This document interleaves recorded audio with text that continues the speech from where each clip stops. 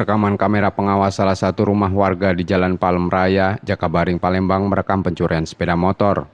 Dalam rekaman CCTV itu, pelaku diduga 2 orang membuka pagar rumah korban. Pelaku sempat menunggu karena banyak kendaraan yang melintas di sekitar rumah korbannya. Saat kondisi sepi, pelaku kemudian membawa kabur motor korban. Dan nyampe sama dekat dia buka motor juga. Padahal motor udah dikunci kan? Udah dikunci stang, udah dikunci besi itu juga udah dikunci. Memang lah sekali sini aja ya. Nah, waktu pencurian tuh kita ada di mana? Kok sampai ketahuan? Oh, udah ketahuan. Baru masuk. Oh, dari dalam enggak kedengeran ya ada pencurian suara-suara. Kemarin kan malam Jumat, jadi sebenarnya kan masjid lagi bunyi kemarin lagi yasinan. Kedengeran, iya. Dari CCTV itu orang berapa? Memang Unduh. Ya, memang dipecil momen pas orang lagi masjid bunyi. Maghrib 18-19. Pencurian ini sudah dilaporkan ke polisi dan masih dalam penanganan.